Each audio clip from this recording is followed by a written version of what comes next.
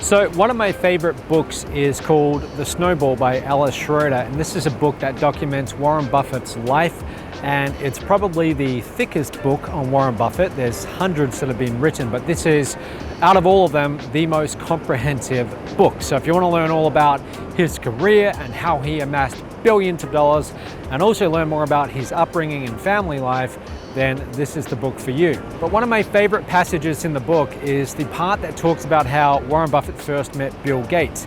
Now, this was several decades ago, and neither of them really wanted to meet the other.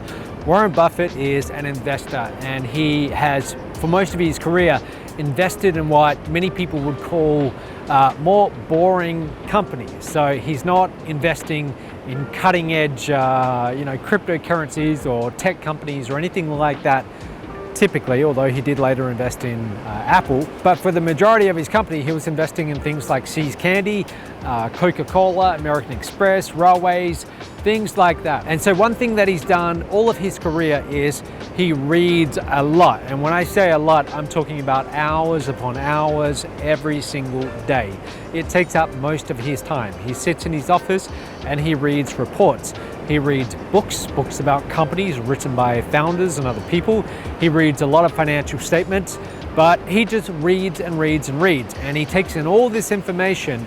And so when he's making decisions, he can draw upon a lot of information, far more than the average investor.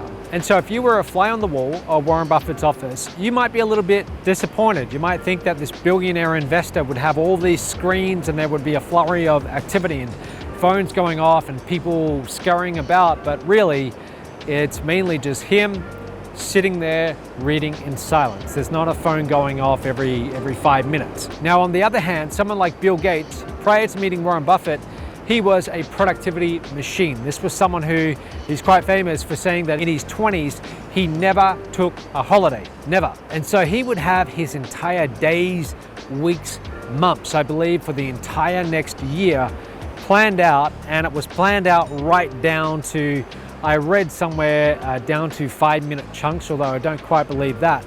But everything was planned out, and so this was someone who kept his schedule very full. And upon meeting Warren Buffett and getting to know him, Bill Gates remarked that one of the most surprising observations about this other billionaire was that he was shocked to see Warren Buffett sitting there for hours on end just reading. He didn't understand that because he largely had been equating that success and running a company like Microsoft at that level, you had to always be busy. I mean, there should always be something that's getting done. And what was intriguing to him about Warren Buffett was that he was entirely focused on making far fewer decisions throughout his day, but the few decisions that he did make, they had enormous impact. But months would go on without him making a single investment. However, when he did make an investment, it was usually an enormous investment, and not every single one of those decisions turned out, but the few decisions he made had an enormous impact. Over the years, year after year, decade after decade, the return is somewhere around 20%. Don't quote me on that exact figure, but it's somewhere near there.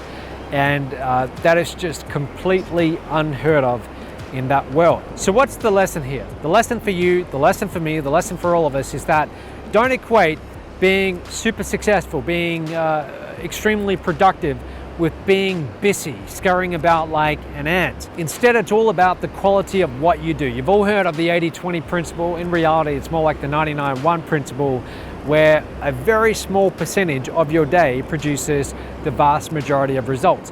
Most of what you do in your day, most of what I do in my day, all of us, it doesn't really produce much. If you add up all the hours we spend doing time-wasting things that are not absolutely necessary, it accounts for a large percentage of our day. So what it's all about is focusing on those few activities which produce an enormous result. And this isn't something that you can usually just suddenly adapt and now you operate like this all throughout your day. It's something that you have to continuously remind yourself. And I continuously remind myself, I have for the last 10 years or so, that whenever I notice that my days are going by, the time's just rolling by, and I don't feel like I'm getting much done, and I have to continuously remind myself how much of what I got done today was truly meaningful, truly productive, it truly moved the needle, and for all the rest of it, How do I get that off my plate so that I can focus down on that 1% producing the vast majority of the results? So be more like Warren Buffett with how you manage your time. That's it for today. Hope you get some value out of this, and I'll see you tomorrow.